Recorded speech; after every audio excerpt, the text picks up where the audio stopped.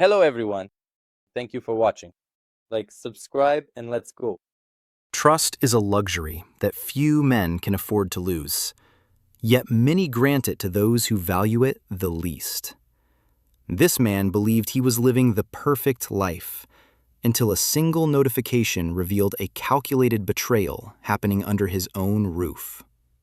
Watch this until the very end to understand the silent red flags you might be ignoring before your world turns to ash. Educational purposes only.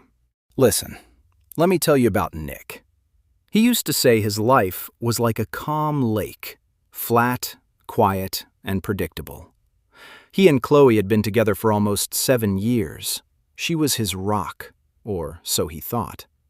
Kind of quiet, funny when she wanted to be, and she always knew exactly what to say to make a bad day better. They were not the type of couple to go skydiving or trek across Europe. Their idea of a wild night was ordering a large pepperoni from Domino's and binge-watching some crime show on Netflix. Nick figured he was the luckiest guy in Northern Virginia. Then, out of nowhere, the floor dropped out. That morning started like any other Tuesday. Chloe packed his lunch, gave him that sweet smile at the door, and headed out to her car humming some tune. Nick drove into the office. His whole day was clocked in by the minute. He was a data analyst for a small firm, a job that takes focus and a steady hand. It fit him perfectly. Around noon, his phone buzzed on the desk. He figured it was just another Groupon notification or a calendar alert. But when he looked down, his heart skipped. It was a push notification from his Vivint home security system. The alarm had been triggered. Nick frowned at the screen. The house was supposed to be empty. Chloe told him she'd be in meetings all day at her office downtown. He thought, well, maybe it's a glitch. Maybe a neighbor's cat got in. Even though he had not seen a cat in that neighborhood in years, he pulled up the app and tapped the live feed. It showed the driveway and the garage. The first thing he saw was a black SUV. It pulled right up and rolled into the garage like it owned the place.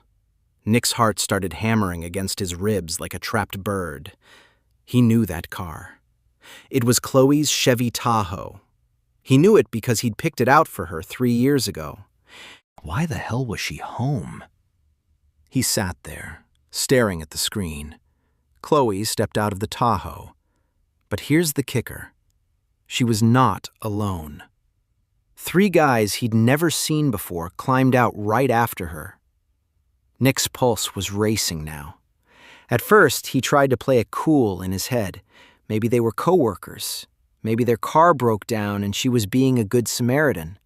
But why go inside? And why now? He sat frozen at his desk, eyes glued to the phone. He switched the feed to the interior camera in the hallway. He watched Chloe unlock the front door and wave the 3 guys inside. They did not look like contractors or delivery guys. They were dressed way too casual, jeans, t-shirts, real relaxed. One of them did not even bother taking off his sunglasses. Nick felt something hot bubbling up in his chest. He switched the view to the living room camera. Empty. Just dead silence. The waiting was the worst part. Suddenly, his phone lit up. It was Chloe. He swiped to answer, trying to keep his voice from shaking. "Hey, babe," she said. She sounded totally normal, almost cheerful. "Listen, I had to run home real quick. I forgot some paperwork for the big meeting. One of my coworkers tried the side door before I could disarm the system. What a mess, right? Everything's fine. Do not worry about it." "Right. Got it," Nick said. He tried to sound like he was just busy with work, but his voice felt tight. "You doing okay?" "Yeah, of course. I'm already heading back to the office now," she said, breezy as a Sunday morning. The line went dead. Nick just sat there, staring at the blank screen. She lied, straight to his face. Why? Who were those guys? And why did she sound so damn happy about it? That wrong feeling was crawling all over him now. He stood up, slammed his laptop shut, and muttered something to the guy in the next cubicle about an emergency. He ran to his truck. He had to know. The drive back to the burbs felt like it took 100 years. His mind was a mess, jumping from one theory to the next. Maybe he was overreacting. Maybe it really was some work thing she did not want to explain. But why keep it a secret? Why did those guys look so comfortable? When he pulled onto their street, everything looked perfect. Green lawns, closed windows, the whole suburban dream. But Nick knew something was rotten behind that front door. He burst into the house. The door slammed behind him with a heavy thud that echoed through the empty rooms. He stood in the entryway for a second, just listening. The air smelled weird. It was a mix of her perfume, some heavy sweat, and something else, something that did not belong in his home. It smelled like a cheap Motel 6, even though Nick had not stepped foot in a place like that in a decade. He took a step forward, then another. His boots were quiet on the hardwood. That feeling in his gut was screaming at him now. Something was very, very wrong. He started up the stairs. He noticed the bedroom door, the one they always kept shut, was cracked open just an inch or two. A warm light from the bedside lamp was spilling out into the hall. He stopped at the door. His whole body was telling him to turn around, to run, to not look. But he could not stop. He pushed the door open. Their bedroom, their sanctuary, looked like a bomb had gone off. The sheets were a mess. Pillows were scattered all over the floor. In the middle of the bed was Chloe. She was flat on her back, completely naked. Her hair was a mess across the pillows, and she was staring at the ceiling. But that was not even the half of it. There were 3 men in the room with her. One was sitting on the edge of the bed, his shirt unbuttoned, just staring at her. Another was standing right at the headboard, inches from her face, grinning. The third guy was over by the dresser, bucking his belt like he'd just finished a job. Nick froze. Everything stopped. The clock on the wall, the sound of the AC, his own breathing. Chloe? His voice cracked the silence. He did not even recognize himself. He sounded cold, sharp, and full of a rage he'd never felt in 50 years on this earth. She snapped her head toward him, her eyes going wide as saucers. One of the guys jumped back, looking like a deer caught in the high beams. "Nick, what are you doing home?" Chloe scrambled to pull a corner of the sheet over herself. "I'm looking at exactly what you're doing." He stepped into the room, and those 3 guys stood there like statues. "When did you turn into a common streetwalker? 3 strangers in my house? In my bed? You think this is normal?" He was shouting now, the anger just boiling over. The biggest guy of the bunch held his hands up like he was trying to calm a barking dog. "Look, man, we did not mean any harm. We just came over for a little fun. She's the one who called us," the guy started, but Nick cut him off. "Shut your mouth," Nick roared, pointing toward the hallway. "All 3 of you, get out, right now, before I call the cops and let them sort you out." They started moving fast, grabbing their clothes and tripping over each other, not daring to look him in the eye. One of them tried to say something to Chloe, but Nick grabbed the heavy brass lamp off the nightstand and held it up like a club. "I said, get the hell out!" he screamed. They scrambled for the door, boots thumping down the stairs. Nick could hear them laughing as they hit the driveway, mocking him even as they ran. Chloe just sat there on the bed, clutching that sheet. She looked pale, confused, and terrified. "Nick, I can explain. It was just a mistake," she started, her voice shaking. "Are you out of your mind? Explain?" Nick's voice was trembling with pure fury. "You want to explain how you brought these losers into our home? How you laid down with 3 of them at once? You call that a mistake? That's rock bottom, Chloe. You broke everything. He turned away from her, and his eyes hit the closet. A wave of pure, white-hot emotion hit him. He lunged at the closet, grabbing armfuls of her clothes, dresses, sweaters, shoes, and started hurling them onto the floor. "What are you doing?" Chloe screamed, trying to get up, but he shut her down with one look. "You're leaving. Right now," he said. He threw the window open and started tossing her clothes out onto the front lawn. "All this stuff? It's yours. Take it and get lost. I cannot even look at you without wanting to puke." She was sobbing now, begging him to stop, but Nick was not listening anymore. His world was in pieces on the floor, and he was not going to try and glue it back together. Once her closet was empty, he grabbed her by the arm and marched her downstairs. "Nick, please, do not do this," she whimpered. But he did not say a word. He yanked the front door open and shoved her out onto the porch. He even snatched the sheet away that she was trying to hide behind. He slammed the door and locked every bolt, ignoring her screaming and pounding on the wood. He leaned his back against the door and took a few jagged breaths. It was over, or it felt like it. All he could see when he closed his eyes was that scene in the bedroom. Chloe in that bed, those 3 guys, and that look in her eyes. Not guilt, just shock that she got caught. It was getting dark outside by then. Nick was just sitting there in the dark when he heard boots crunching on the gravel driveway. A few seconds later, there was this weak, hesitant knock at the door. Nick pulled his head up, feeling like a spent battery. He was exhausted, but that white-hot anger was still simmering right under the surface. "Nick, it's me."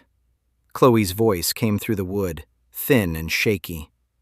"Please, just let me in. Let's talk about this like adults." He dragged himself up and yanked the door open. Chloe was standing there on the porch, wrapped in a coat, her eyes all red and puffy from crying. She was clutching a bundle of those clothes he'd tossed out on the lawn earlier. "We need to talk," she whispered, stepping past him into the house. Nick did not say a word. He just stepped back and let her in. She stopped and looked around the kitchen. He'd already taken every family photo they had and piled them on the table. The frames were face down, some tossed on top of each other like trash. It looked like a graveyard of their 7 years together. "Nick, I know I did something terrible," she started, her hands shaking as she messed with the hem of her coat. "But I can explain everything." "Explain?" Nick sat down at the kitchen table. He did not offer her a chair. "Fine. I'm all ears. Explain to me, Chloe. Tell me how 3 naked guys ended up in our bed. Tell me why you decided to torch everything we built over 7 damn years." Chloe let out a sob, trying to get herself together. She moved closer and sat on the edge of the chair across from him, looking like a scared kid. I do not even know where to start," she said, looking everywhere but at his face. "It's not what you think." Nick let out a dry, nasty laugh and crossed his arms. "Oh, really? You think I'm some kind of moron? You think I did not see exactly what was happening on those cameras?" She looked at him with this desperate expression, like she expected him to just give her a hug and tell her it was all okay. "I was lonely, Nick. You're always at the office. We barely talk anymore. We do not go out. We're like strangers living in the same house. I just wanted to feel something. And you're never home." Those words hit him like a punch to the gut. The anger flared up again, hotter than before. "Lonely? I was not home?" He stood up so fast, the chair scraped against the floor. "That's your big defense? Chloe, I have been busting my tail at work so we could have this house, so we could have stability, so you could live the life you wanted. And you thank me by bringing a circus into our bedroom? It was a mistake, she barked back, her voice cracking. I got confused. I needed attention and I did not know how to tell you. I met those guys at the store by accident. Confused? Nick slammed his fist onto the table. You invited 3 random guys into our home. That's not a mistake, Chloe. That's a choice. A cold, hard choice. She broke down then, burying her face in her hands and wailing. I know. I ruined everything. But you have to understand, I did not want it to end like this. Nick felt something inside him just snap. The tears, the shaky voice, it all looked like a cheap act. She was not sorry she did it. She was sorry she got caught. You did not want this? His voice turned cold as a Virginia winter. You ended our marriage, Chloe. It does not matter what you wanted anymore. She looked up, her eyes wide and pleading. Nick, please, do not do this. Give me a chance to fix it. I know I can make it right. Fix it? You must have hit your head on the headboard pretty hard if you think this is fixable, he spat. He turned his back on her and walked over to the sink. He grabbed their wedding photo, the one that used to sit on the windowsill. He looked at it for a second, then tossed it onto the pile like it was a piece of junk mail. It's over. Get the hell out, he yelled, his voice echoing like a gunshot.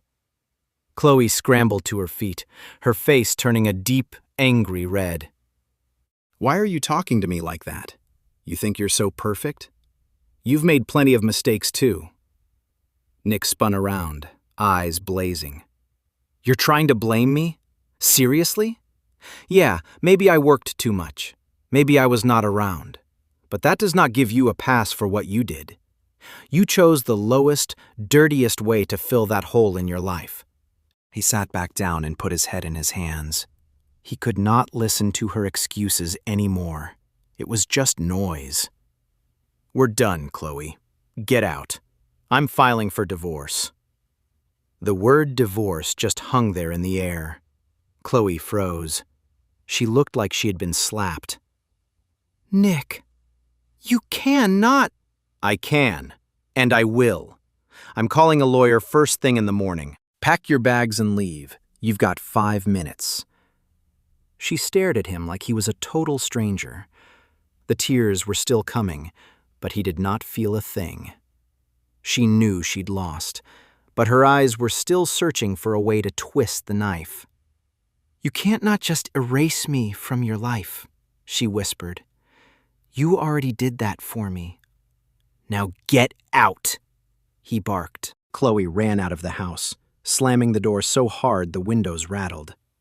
Nick just sat there in the silence, watching his world turn to ash. But honestly, he felt a weird kind of relief, like he'd finally lanced a boil. Nick woke up to a heavy pounding on the door. It was 6:12 a.m.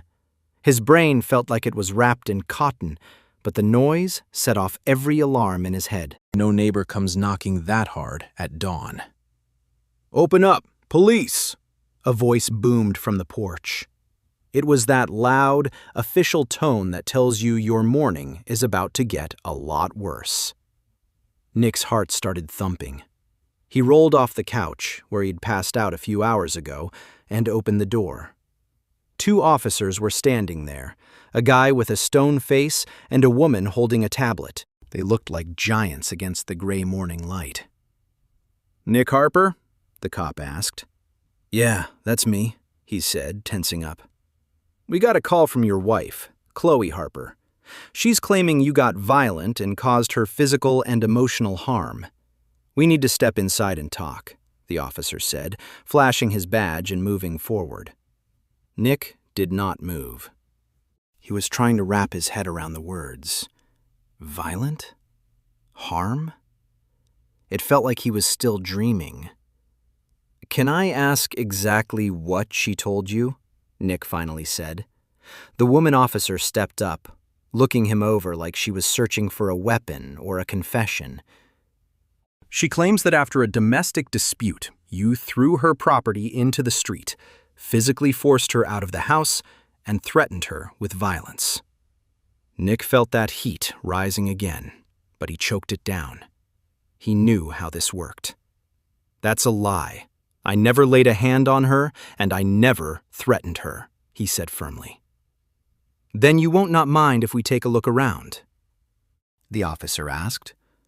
Nick hesitated for a split second, then stepped aside. "Go ahead."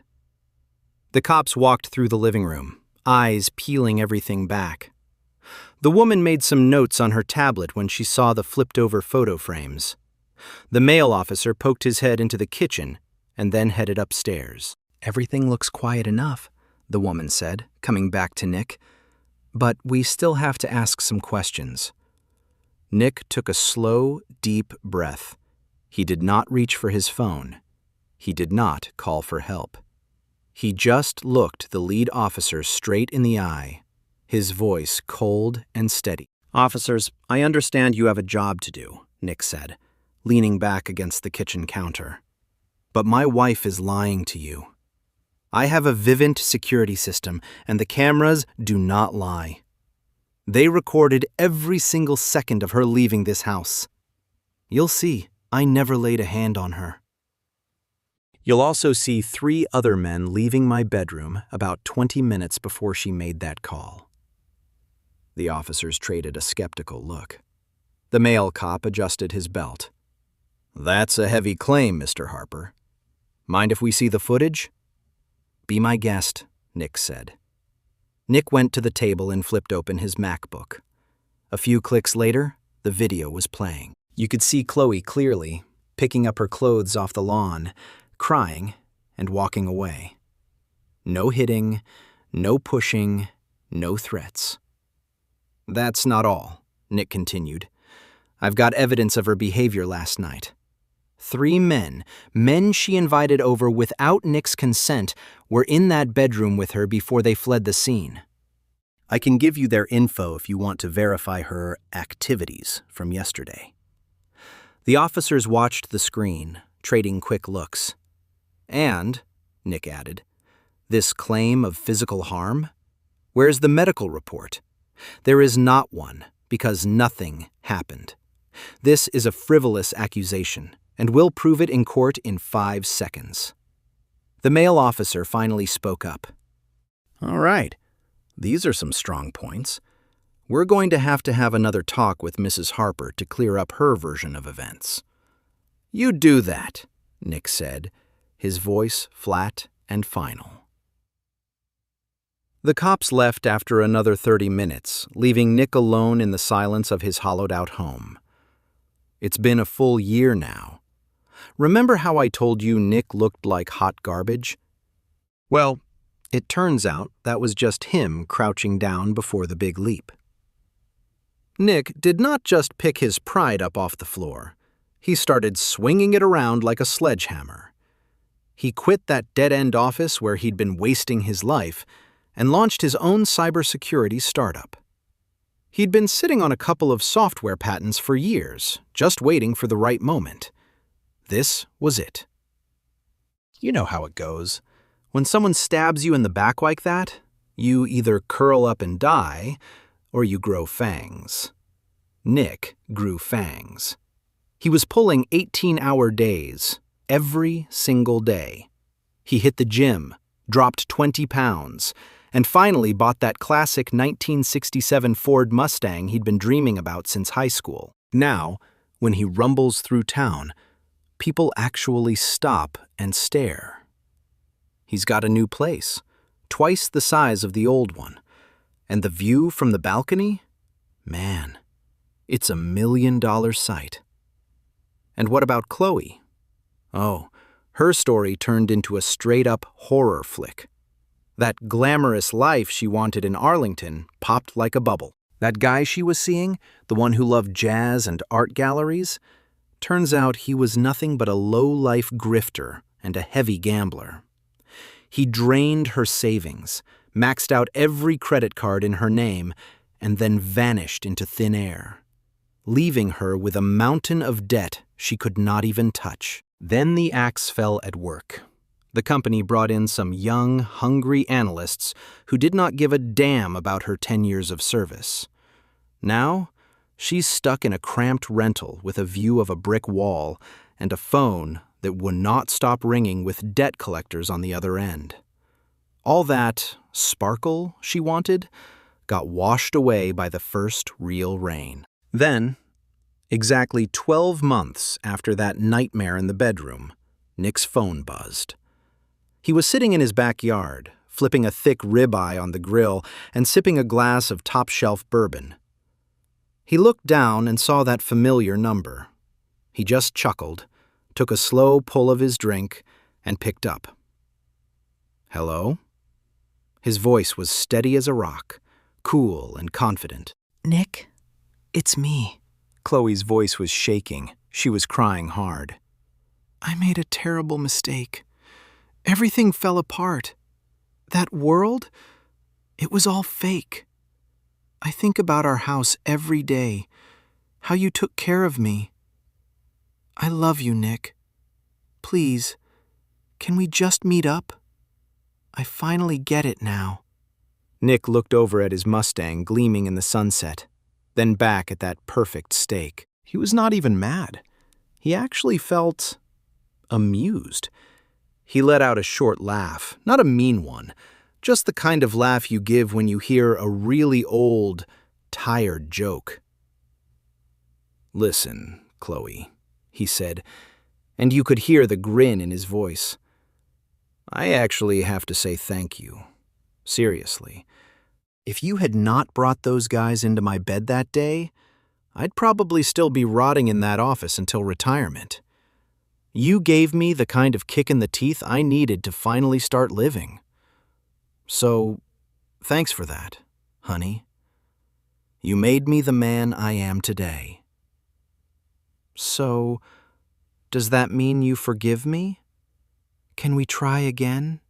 she asked, her voice full of that desperate kind of hope. "Forgive you? Sure, why not? But we are not trying anything.